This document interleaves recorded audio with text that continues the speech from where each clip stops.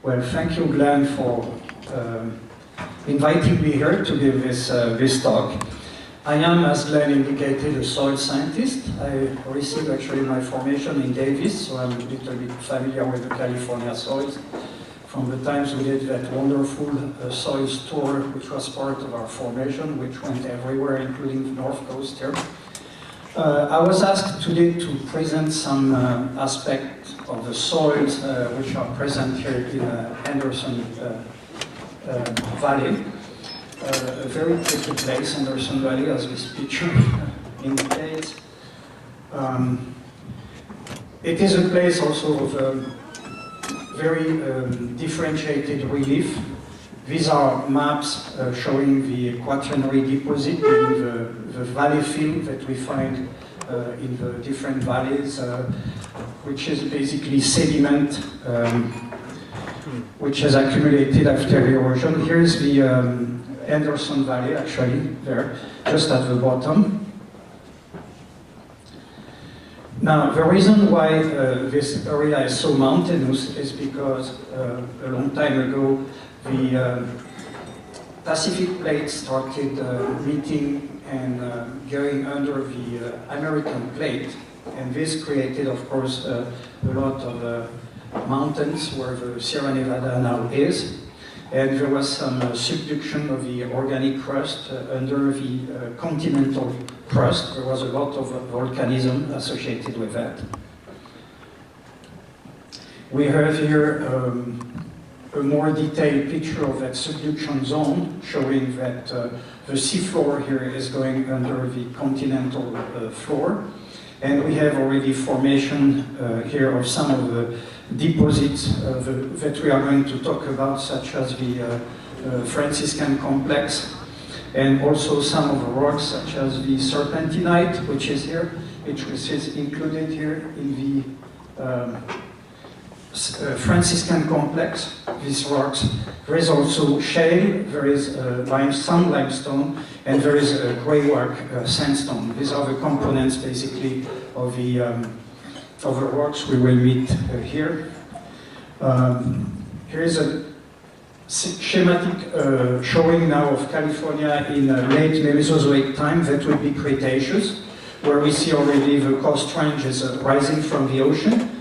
You have sedimentation of the Central Valley, where the sea is retiring little by little, and you have the sediments of the Central Valley, which are being deposited. And the oceanic crust, of course, continues going under the continental crust, creating some volcanism. So this ends up for Mendocino County as being essentially underlain exclusively by the Franciscan Formation, except in its southwest corner. We've shown here the only the younger alluvium, which is shown in yellow. There is another element which is important here, is the San Andreas fault zone with the there is also a strike-slip fault with basically the right hand of the fault is going north and the right hand of the fault is going down and the left hand is going north, basically, which isolates the Point Reyes area on the lower corner.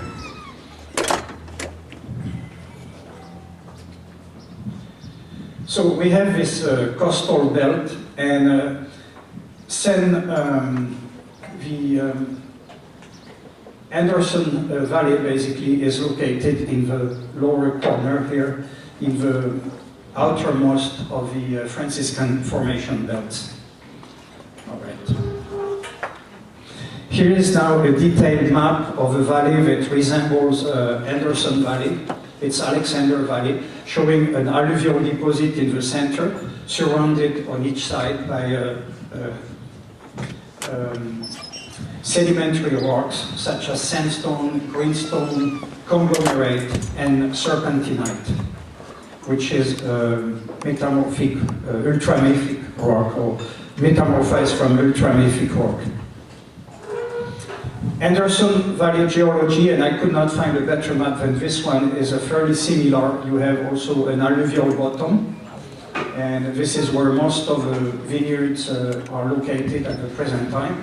And you have a sort of a green mass of it's called undivided Cretaceous marine. It includes basically all the elements that were shown in the more detailed Anderson Valley map, meaning the greenstone, conglomerates, sandstone, a mixture of the two, and of course the serpentine also. Here is a picture of grey sandstone. It's kind of a sandstone which is not well sorted, and which includes a lot of silt and a lot of clay mixed with it. So it will weather by releasing not only sand grains, but also a lot of mixed material, including silt and clay. You have the shale and the sandstone. You have basalt in some places. And you have, of course, serpentine. And the reason I insist on that is twofold. The first one is because it's the California state rock, actually. And you have seen serpentine probably in the road cuts when coming here. That's the greenish rock, which is accompanied generally by that stunted vegetation with pygmy trees and shrubs. Serpentine happens also to include sometimes chrysotile, which is this band here. Chrysotile is also better known as asbestos. And chrysotile and serpentine have the same formula and include a lot of magnesium in them.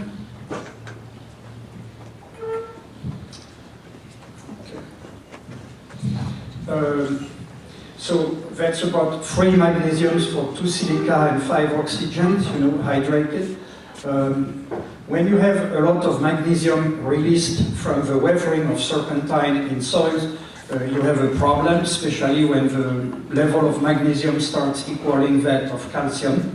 When that ratio becomes higher than 1:1, generally you have some consequences in terms of soil stability and also plant health. Among other rocks present in the area are ribbon chert, you have conglomerate, you have conglomerate is basically these rounded pebbles which are in a sort of a cement, again, deposited underneath the sea. Now, going back to the fundamentals, we have 5 soil-forming factors which worked on all of these materials that were described. And that's parent material, of course, which I just described, but also the climate, the living organisms, the landscape position, and the time it took for all of that to work together in order to produce the soils that we have today. And so the soils, the landscape rather evolves with time. You have valleys which are being eroded by streams. You have stream terraces which are being deposited by rivers and then eroded again and then backfilled again. So the landscape really evolves with time, and on top of that landscape, of course, you have also the soils which evolve. Here is an example where you have hills and hilltops with fairly stable landforms, unless you are on slopes which are very strong. You have higher terraces, which are from the past. You have fresh alluvium. You have bedrock, also underlying the hills. All of that will basically be the site of development of different soils. And because the deposits do not have the same age, the soil will not have the same age and will have a different morphology, which means also different physical characteristics. Generally, if you had an ideal soil, it would have, let's say, 5 horizons. You would have the horizon which has the litter on top, undecomposed litter.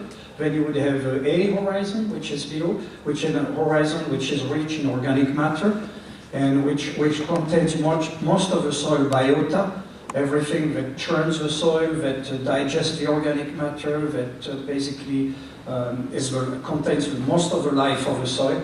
And then below that you would have a B horizon, which is a horizon of accumulation, where you have some of the weathered material from the top, the clays and so on, the cations and ions, which kind of collect. Below that you would have weathered parent material, which is no longer the rock which is underneath, and which is not yet soil because it does not receive as much accumulation for above. The minerals are most of the time quasi-intact. They have not been completely weathered.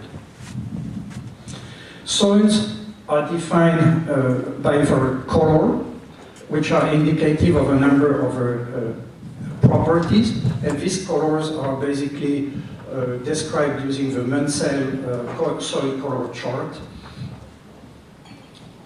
Soils are composed, once you have eliminated the coarse fragment fraction, the coarse fraction by the fine earth fraction elements.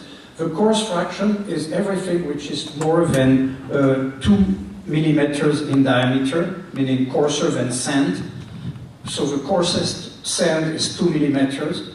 Then the next category is silt, which is 0.05 millimeter. So it's 40 times smaller than the largest sand grain. And finally, you have clay, which is yet 25 times smaller than silt.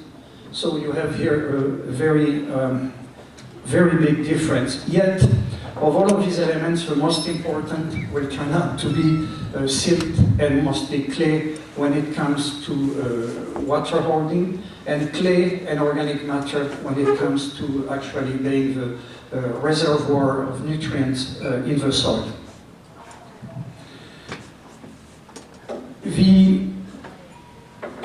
When you process the soil material, after you exclude the gravels and the cobbles, you end up with a mixture of sand, silt, and clay that you are going to process in the laboratory. And thereafter, you will be able, having separated these fractions, to calculate the relative proportion. So you know now the percent sand, the percent silt, the percent clay, and you can plot that on the texture triangle. And it gives you a texture.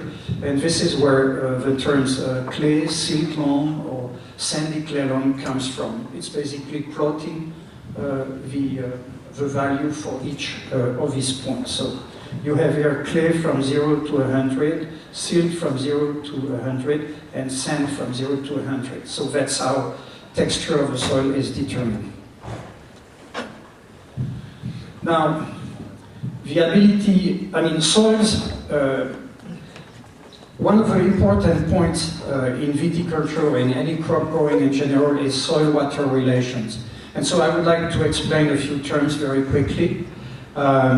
When you have a heavy rain which floods your soil and the soil is waterlogged, it's called saturated soil because you have every void in that soil which is filled with water. The percentage of voids in the soil, even if it looks compact to you and you observe it, is about 50%. So there's 50% solids and 50% void. Some of it is occupied by air, it's the soil atmosphere, some of it with water. When you have a saturated soil, it's like you have had heavy rainfall, it's full of water, there is no more air for maybe 24 hours. And then depending on the texture of that soil, it will drain, and you will reach a point after 24 hours where you have, field capacity, it's called. And in field capacity, the biggest pores have basically by gravity lost their water, but there is still a lot of water around the elements in the soil and in the pores. Finally, if you don't water your soil and there is no rainfall, there is a point at which no plants will be able to pull any water from that soil. It doesn't mean that soil doesn't have any more water, it's no longer available. It's held so tightly by the particles in the soil, the matrix suction, that actually it's no longer available for plants. And that's called the wilting point. And these are important terms because what allows plants to grow is the water which is contained here at field capacity minus the water which is left at the wilting point.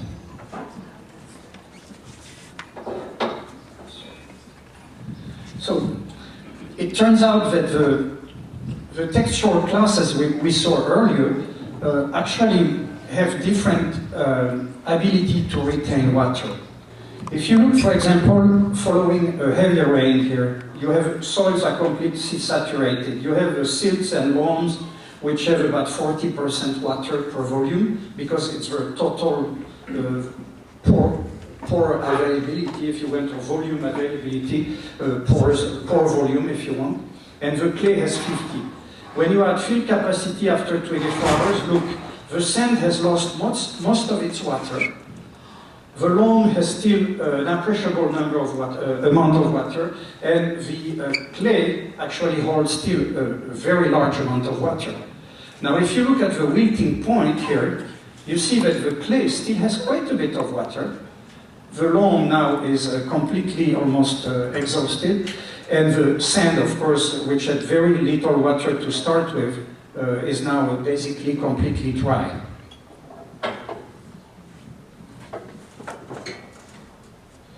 Another aspect also important in soil is pH.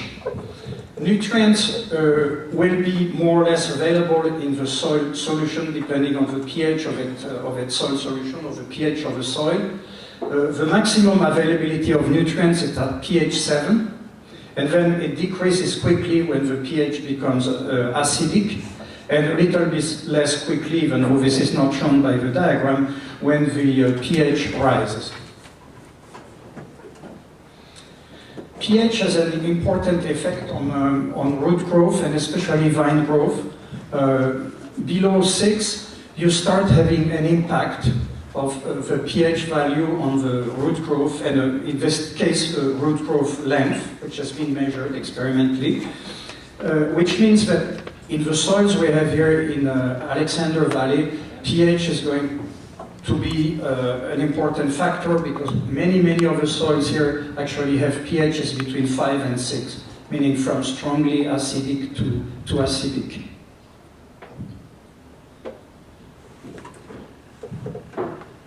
I will pass on these things. Yeah, soils, also the particles in soils organize themselves with what is called a structure. The soil has a structure.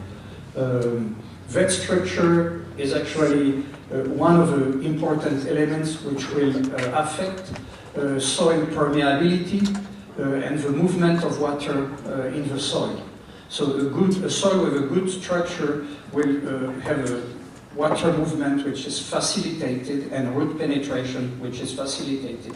A very compact, heavy clay soil without many cracks or anything will have slow permeability, slow water movement, and in some cases, when it's really compact, the roots will have some difficulty going into the profile.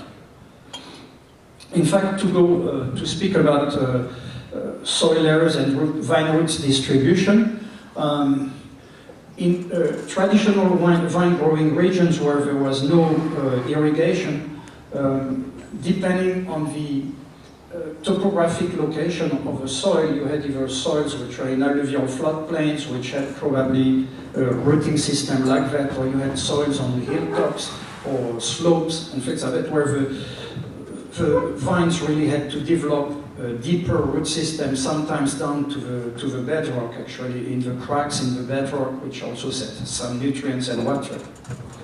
In irrigated areas like California and the Central Valley, actually you have a double root system. You have the root system which is functional during the summer when there is irrigation, and you have a deeper root system which is operational basically all year, even though the water resources may be more restricted in the summer. However, it may be a reason why some vineyards, even though they don't receive enough irrigation, still manage to do well, because they have these deep roots in certain conditions again, especially on alluvium and things where they can actually still get some water.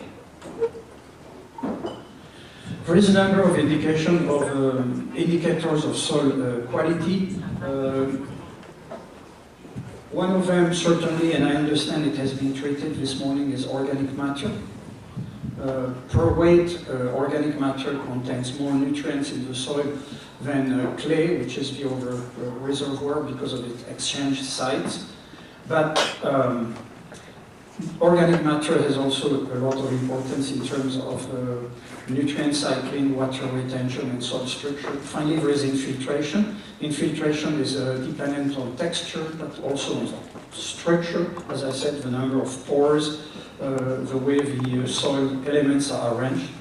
There is aggregation, which also influences the soil structure, the resistance to erosion, the infiltration. There is the pH, which influences nutrient availability and mobility of nutrients. There is microbial biomass, the biological activity in the soil, which will impact nutrient cycling and the capacity to degrade pesticides or other elements. Finally, the forms of nitrogen.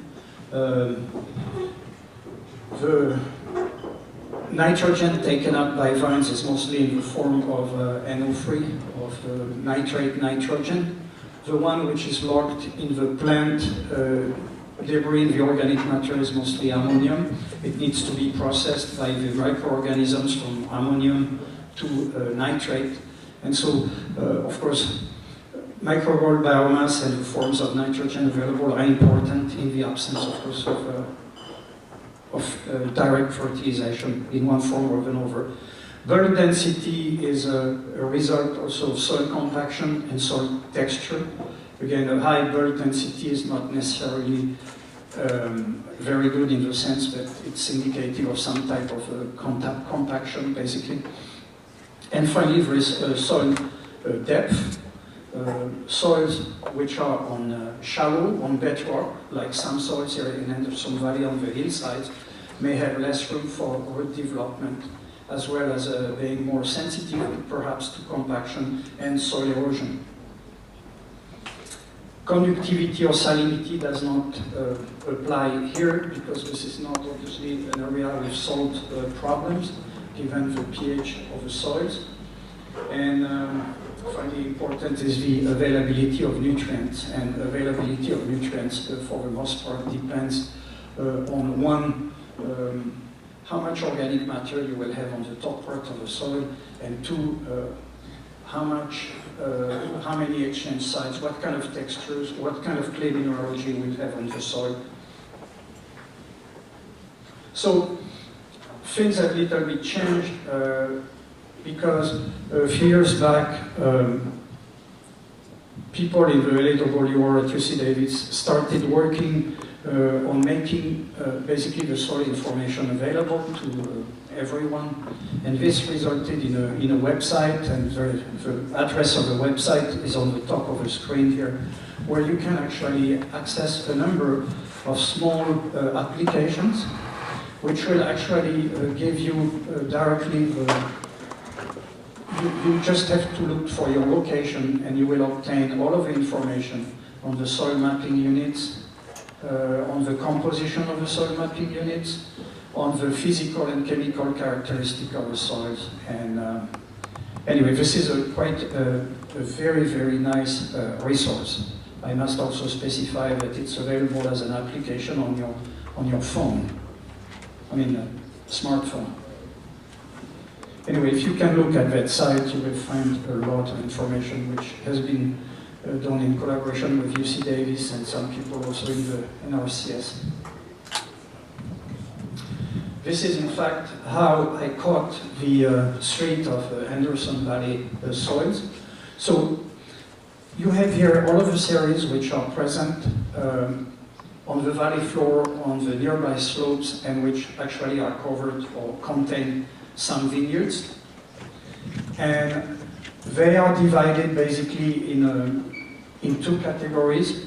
You have often in the valley bottoms names which are single names like Cole Long or Félix Long or Pinot Long or things like that. These generally are mapping units which have one soil type, Pinot or Félix, which is almost 85% of the mapping unit. The rest is something different. Generally one of the other elements you find in the valley bottom, meaning something very close. Because the classifiers, generally they have to change the name of the soil depending on some important variation, but the overall soil may not be that different from the other soil. Meaning it just differs by one characteristic. It can be depth, for example. It may have the same type of horizons, but one is deeper than the other, or so on. or one has gravel, and the other one does not have gravel, but it has the same type of horizons. So we have here about 20 or so soil mapping units. Some of them, as you say, are the same. The only thing that varies is the grade of the slope on where they are found. Is it 9 to 15% slope? Is it 15 to 30% slope? It's the same name, the same characteristic, generally the same percentage, although that's not automatic. And you also get on the web, actually, the actual map of the area where you are. And here we have Boonville, and we have some of the mapping units which are right around Boonville. You will notice, because this is an alluvial bottom, a lot of them are pure units because of the accessibility, the ease also of mapping. Maybe they were able to actually make these units fairly homogeneous with only 15% or 20% impurity in the form of other soil types. That doesn't mean that a single soil type, for example, Pinot Long, does not vary. You know, it can have variations in, type of amount of gravel or variations in the clay content, but its morphology remains close enough to the central concept that it's still called Pinot. When it changes name, it has some important characteristic which is different from the soil which is nearby. So,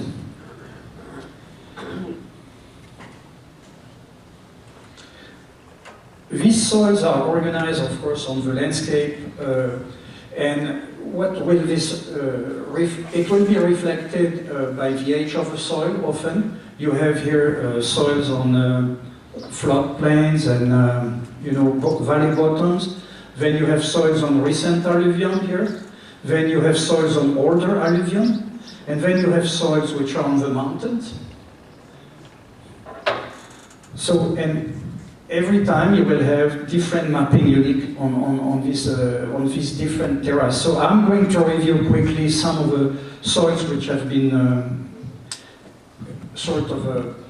listed for Anderson Valley. One important soil is, of course, Talmadge gravelly loam, which is found by itself in basically in map units which contain 85% of it. This soil characteristic is its extreme graveliness, which means because 35 to 90% gravels and cobbles are found in some parts, that doesn't leave much room for the fine material. So we are a soil here which is from a fertility standpoint, which will have a low fertility. It's also slightly acidic to neutral.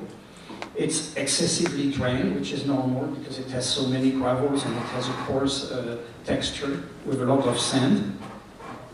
Here is from the NRCS site a picture of Talmadge gravelly loam. Again, it's a haploxeral on an alluvium, meaning valley bottom, very deep, very permeable, and very poor native fertility. This is a picture of a topsoil. I think it's Glenn who took that one, which shows how gravelly the soil is. Another soil which is very common is a Boontling loam. Again, this is a molly soil, meaning it has a top horizon, which has a lot of organic matter. It has an argillic horizon, meaning it has a difference between the topsoil and the subsoil, more clay in the subsoil. It's moderately acid to neutral, and it's called an ultic because it has a base saturation which is below 75%. And generally when you have and I have to explain what base saturation is. All of the exchange sites on the soil, meaning the negatively charged points, either on minerals or on organic matter fragments, which can hold a positive cation, meaning calcium or magnesium or potassium or anything the plant needs, these constitute what is called the cation exchange capacity of the soil. So a soil with a huge amount of clay and a lot of organic matter will have a large cation exchange capacity. When you analyze the soils in the laboratory, you measure that cation exchange capacity, but you measure also what how many of these sites are really occupied by nutrients in the natural soil. And if you have more than 75% of the sites occupied by nutrients, then you have a soil which is considered, having a high nutrition status. If the percentage drops below 75%, then you have a soil which has low base saturation. And as we will see in Anderson Valley, some soils can have as low as 10% base saturation. So what makes the rest of the CEC, cation exchange capacity, are things like hydrogen or aluminum, or things which are not nutrients. And this is coupled, of course, with a very low pH and strong acidity. Anyway, so most of the soils here, because in part of a high rainfall, which leaches all the elements down the profile, will actually have some nutrient deficit. And so you will see that name here, ultic, which appears very often in the terminology applied to these soils. So here's a picture of Buntling soil. Again, Anderson Valley has 269 acres of that soil under vine cultivation. It says here these soils respond well to fertilization. Of course, they are slightly deficient, so they need added fertilizer eventually, or large additions of organic material, or some calcium. Yeah.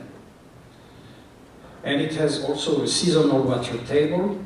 Vines don't like so much to have their feet in water. If a water table is a high water table is seasonal, it's okay.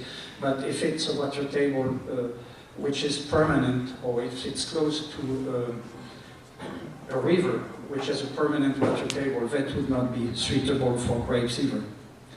Another very common soil around the town here is the Félix Long. These are cumulicaploxerols. This one is slightly acid only, and then it becomes slightly alkaline at depth. This is not a soil which has fertility problem. It's well drained. It's relatively not gravelly, except at depth. It's an excellent agricultural soil, perhaps maybe even a little bit too rich for viticulture. And here is a picture. The term cumulic reflects the fact that this soil is basically in a floodplain or a zone which is very close to the current river, and so you have had frequent sedimentation over the soil profile, which means that the organic matter content actually is variable with depth. You have many layers of buried topsoil where the organic matter increases with depth. So the vine roots or roots of any crop actually will find some interesting sources of nutrients at depth, but in an irregular fashion. Finally, coal loam, which is a very common soil in the coast range. It's found also very much in Napa Valley, including on the Oakville terrace where the UC Davis station is. Again, it's a soil on terraces and fens. This soil is different from the previous one because it's a soil which has already been in place for some time, so it has been subjected to some development, and you have had some weathering there and some accumulation of clay in the subsoil, which is why the horizons here are called B horizons. But it's also called patchy because, again, for the same reason, the upper part of the soil receives from time to time flooding and some renewal of material, organic matter. Here's a picture of a coal loam, and you see very clearly how it stays dark with some depth. Again, it's a molly soil, meaning a soil with a mollic-epipenum, a soil with a high organic matter content in the surface.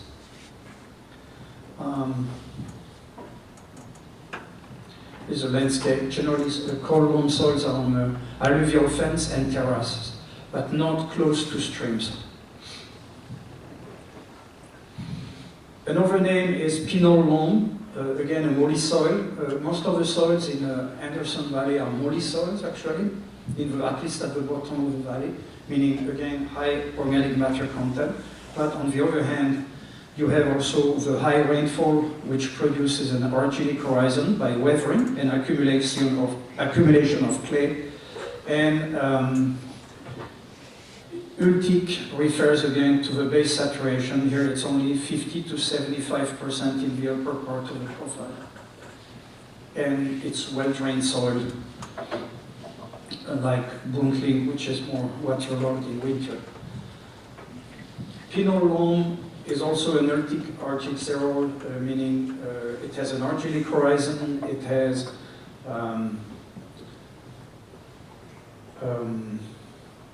organic matter in abundance on the top. Anyway, that's just a picture illustrating the last one. Pinot Gravillon landscape, again it's on a terrace. Perry Gulch, not very actually extensive, so I will pass. But this is a soil which is extremely acid, pH 5.4 and even 4.7. It's a waterlogged soil, it's an aqueous. There is mottling, it's very poorly drained. It doesn't mean vines cannot be grown on it, but it does have certainly some problems, especially in relation to pH. As you remember earlier, I showed that roots are beginning to be affected as early as pH 6.5. In addition, clearly this soil has very few nutrients available. Barewallow is another soil. This one is different. It's a soil which has a strong argillic. It's well drained because it's on slopes. It's no longer in the valley. So well developed soil with reddish colors. Base saturation again, meaning nutrient availability is not as high as it, But again, is this a problem in viticulture? Not really, because you can actually adjust nutrients by fertilizing or by adding organic matter. It's quite, in fact, it may even be an advantage because it allows to control basically excessive growth and vigor in vines. So this soil ends at about 89 centimeters, which is about 3 feet. Again, it's only 1,276 acres, but this is for the whole of Mendocino County. But as you can see, it's extensive. So, an oversoil on slopes. Sometimes strong slopes, is Wolfie. Wolfie is found in association with Barewallow, the one we just saw, in the form of complexes. Again, I want to tell you again, complexes are different from consociations. Consociations are when you find the name of the soil alone, generally, and it's fairly easy to, basically it occupies most of the mapping unit. Complexes is when you cannot really pull apart the different components because they are so intermixed.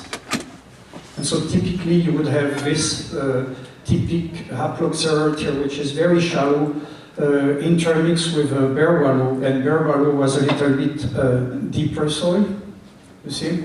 Goes to 89 centimeter, and this one goes only to 36 or 38.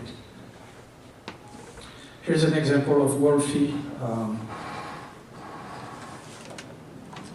So again, this one is so shallow that it's again it says vineyard establishment practices should aim to sustain the limited nutrient pool in the topsoil layer. So, and there is Frenchman. Again, it's a small, it's a young soil, which is not well developed, although you have a formation, beginning of the formation of a differentiation in the profile with what is called a cambic horizon, which corresponds simply to a slight reddening of the material and accumulation of iron oxides, but there is no increase in clay from the top to the bottom here.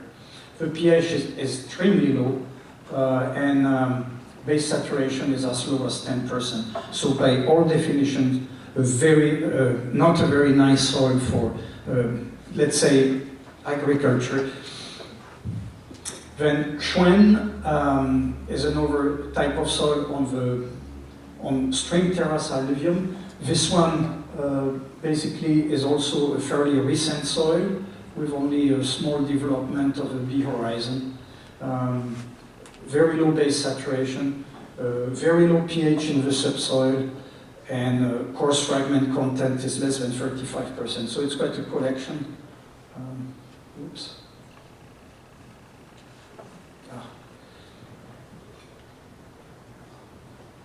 Sorry. Okay, thank you. an oversoil Casabon, which is found with Wally. Again, this one is a soil which is very well developed with a deep argillic, which lays directly on the decomposed material underneath. Base saturation again is low, 20 to 50%. pH 5.4 to 5.2. Again, these pHs are astonishing because it's just, I suppose that most of the vineyard being planted must be planted also using some lime or some other adjuvant to kind of try to neutralize such an acidity. Again, this is the one which is with Casabon a little bit deeper, Woolley a little bit shallower over the, again, very low pH, base saturation 40 to 75%, it's a little bit better. And these are also, you will notice here a difference in the name. It's called a Gustave. It's an interesting feature of soil classification. You use the soil moisture regime in the classification. In many California soils in the lower elevations are xeric, which means the soil is dry for most of us, for all the summer basically, because there is no rainfall in the summer. If you go to Michigan or the central states where there is heavy rainfall in summer, you would have a eudictic moisture regime, meaning the soil is never dry for extended periods. And finally, eustic, and this is the name of this soil here, is a soil which actually has some moisture in summer, but not much. It's an intergrade, an intermediate between xeric, which is the qualifier for most California soils, being completely bone dry all summer in the control section, and eudictic, the soils will have moisture year-round in the Midwest. So this one is part of the hornbone Zinai complex, which is fairly extensive here. Again, it's directly on hills and mountains, on slopes, slopes of 9 to 75%, so you have presumably 4 different units, with a fairly acid pH, low base saturation, but the clay content can go up to 50%, so that are soils that may be well drained because they are on upland, but may have very slow permeability. The difference between this one, hornbone, and the Zini soils is that this one is really 6 feet down to bedrock or to decomposed substrate, sandstone or mudstone, whereas Zini is different. It has only 20 to 40 inches deep to the weathered bedrock. So it's a difference of 2 feet or 3 feet. And here is, of course, its base. And the reason for that is that you are here on parts of the landscape where you had similar soil development on a similar substrate, but you have erosion, you have a different slope, so you can have different soil depth depending on the exact precise landscape position. Remember, these are the same mapping units, but they cover areas which go from 15 to 75% slopes. Finally, Zinai, picture of Zinai, very extensive in Mendocino County, but with only 278 acres. So, finally, there is a number of oversoils with exotic names, like tree chop. Again, the common feature of all these soils we have seen is really that acidity. You have very few soils here which are neutral or even alkaline, except for some very close to the stream, maybe, and depending on the source of the parent material. This one is also a soil with a very low base saturation, very high clay content in the subsoil, and often associated with hornbone and Zinai soil, as we have seen. So again, the soil on sandstone and mudstone. Yorkville, again, Yorkville is not very extensive here, and it's part, in fact, of a complex which includes 3 members, Yorkville, Squirrel, Winery. Again, it's on sloping things. It doesn't have actually low base saturation, It's well drained, it has low permeability. It's a fairly well developed soil on stable parts of the landscape. Here's an example of a Yorkville series. Except Yorkville is often in spots which are close to serpentine outcrops, and so they include some serpentine in the colluvium from which they develop. And as you know, serpentine has a high magnesium content, which can be detrimental. I will pass on this one, which is associated with Yorkville. Again, there are not many differences. This one has some coarse fragments in it. So, we talked about basically pH, about how these soils have, because of the acidity, because of the low base saturation, the soils of Anderson Valley may present an opportunity in the sense that you can really control fertility very closely to basically put some stress in the vine and add a number of components as you wish. Meaning, what I mean by that is they are not extremely fertile soils that will immediately give you vigorous vines. You can really control vigor because the soil fertility is really at a fairly moderate to low level. What you have to look at, though, in this situation, because of the presence of serpentine outcrops, is spots where you may have too much magnesium. When you get a magnesium to calcium ratio which is superior to 1, you will basically start having some problems. That's about the limit. Magnesium has deleterious effects. First on the soil itself, because you will have basically deflocculation, you will have a sort of a more compact soil, you will lose aggregation, so you will lose permeability. But it also, you have to take into account the fact that not all rootstocks and not all varietals have the same affinity for the types of nutrients such as potassium and magnesium. And in fact, some research has been done a long time ago showing, that some varietals prefer soils which are richer in magnesium. In this case, this would be, for example, Pinot, here along with Cabernet Sauvignon, where you have a ratio of basically, going to a ratio of 2 potassium to 1 magnesium, below that would not be good because you end up with a systematic potassium deficiency.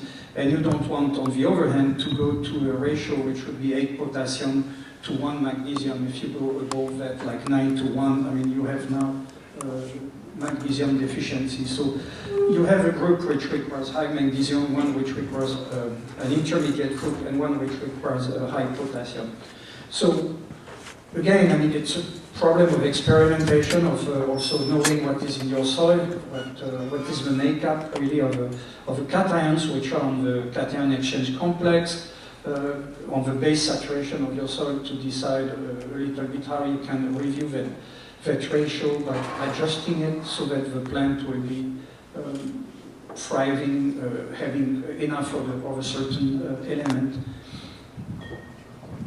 And again, as I said, this is for the leaves and petioles of the varietals, but the same is true, and there has been also some work done, especially by the Balo people, for the rootstocks. Some rootstocks have a higher affinity for magnesium, some a higher affinity for calcium.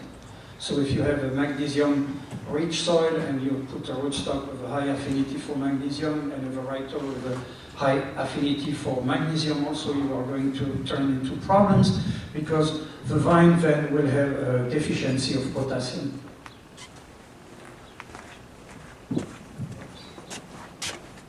So I want to basically do a few last words about the concept of terroir. And you know that I think terroir has a lot of value in the sense that it defines, the vines of a certain area. It has a lot of potential value commercially, but it's also a big black box when it comes to what we put into it. There has been a lot published on terroir. There are geologists who have published on terroir saying, well, this vine is on granite and so it has that minerality and so on. And But really, I mean, there's no really proof. I mean, it's like a black box, you know, it's just a statement and you don't know what is in that statement. So you can do a lot of soil science, you can do, and not much has been done actually. And you can do a lot of tastings and things like that, but what do we really put behind the term of terroir? So some folks said, well, you know, why don't we try to do something with microbiology? And there is a group in Davis, I mean, with David Knez, I mean, they basically collected grapes from various areas and they said, well, we can distinguish basically the musts and vines based on the microbiota by region, sub-region, and vineyard. There is also varietal-specific microbial patterns, and there is finally climate gradients, which also influence the microbial makeup. And regional patterns may correlate with wine-associated metabolites. Anyway, so that's what they say. Other work has been done recently also, which shows that if you take a soil type in a given area, and then you take maybe 2 kilometers away a different soil type, you will end up with a different microbiome for the two soils. And that means that the parent material, somehow the site, other elements will actually impact the microbial activity in that specific site. And since the soil microbiome will be different, chances are that you will also have a different microbiome on basically the different parts of the plant. We know already that there are different microbes which live on the different parts of the plant. But of course, these microbial associations are certainly influenced by what is going on here in the soil. In the end, when you cart away your harvest, you also have a lot of microbes which are on the skins of the berries, on the rachis and other parts of the plant. And this goes also in the must. And what is the contribution of that to taste, to flavor, to the metabolites really in the must? So that's an avenue of research which remains largely open because there has been very little to be known. We can look also at the elemental composition. Few people have done that. A few people have tried to trace the origin of wines by going very deep in the elemental study or study of elemental compositions of what is found in wine. Again, possibility here, and in this case, this postdoctoral student with Hildegard Heyman looked at a different type of vineyard, and actually they cluster well together, and she actually measured 40 elements among all of these vineyards. So, again, there is a lot of possibilities there to look both at the soil, elemental composition, also at the microbiome of the grapes, to try to really see what is the real impact of a region, meaning the site, the soil, on the plant, on the grape, and finally on the wine. Recently, UC Davis, and this is the new, these are the new buildings and the winery, has actually equipped the winery with 150 donated fermenters. These fermenters allow for a very precise control of the temperature of fermentation, as well as other parameters, and they are increasing all the time. The number of parameters they can measure in real time, such as breaks and acidity and things like that. All of this is wireless, basically, and controlled from a central thing. And this is a huge opportunity, because if you want to do an experiment and say, what is really the difference between this Pinot Noir grown on this soil type here and this Pinot Noir grown on the other soil type with completely different characteristics, you can then actually do that in a very reproducible manner by controlling exactly all of the factors of fermentation, so they are exactly equal for all of the treatments, and try to pull out really what makes the difference between the two wines, especially if in addition you go as far as doing the elemental analysis beyond the traditional chemical analysis which is done. anyway, so that's an opportunity. Hopefully it will be exploited sometimes in the future with the help of the industry. And I want to thank you to having invited me here, Glenn, and if you have any questions, I'll be happy to entertain them.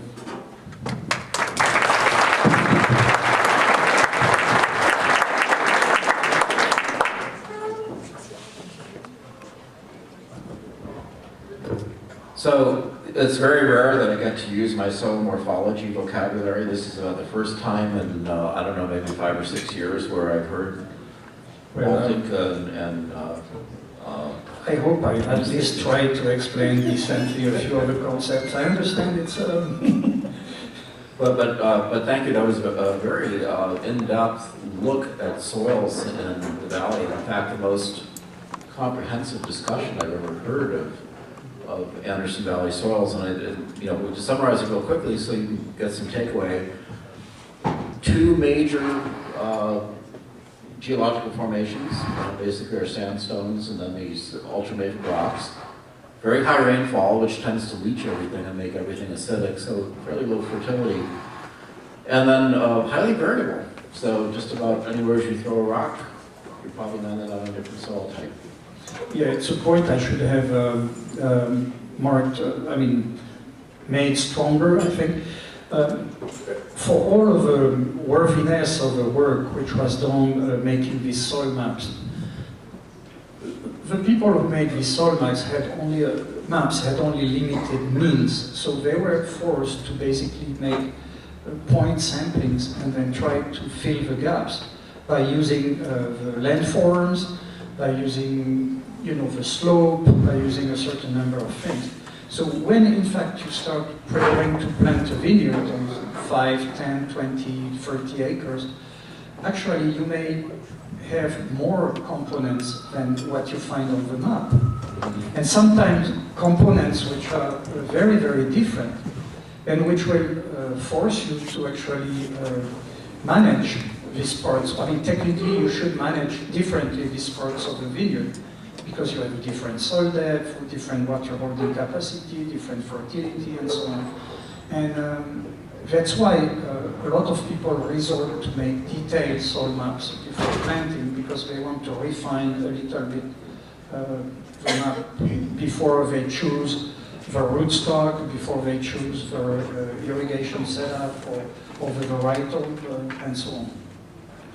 Yeah, so in the Midwest, you can go many, many miles and have very uniform soil types, but that's not the case here, and that's why I highly recommend. In fact, I was visiting a vineyard about to be replanted yesterday, and they had good soil maps, and they'd done a really nice job of sampling the upper 12 inches, but they had not dug any backhoe pits. And I said, you better get a backhoe out here as much as you're investing in that vineyard.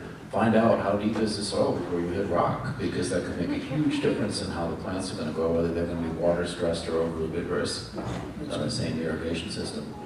Well, in fact, there are very few vine roots in the upper foot, in part due to competition from the cover crop and grasses and things, but also because it's just a natural tendency of the vines to have a root system which starts a little bit below the surface, and that root system extends very far.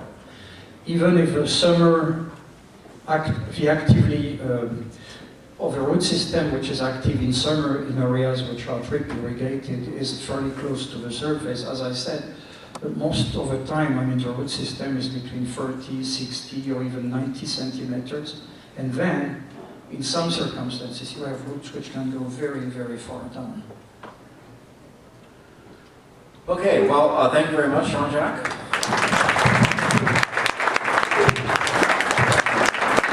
Great man to come and give such a detailed presentation, not his native language, and I think he did a superb job. And we're going to take just a little break here while we set up for the next panel, which is going to be on wine tasting from some of these different soils.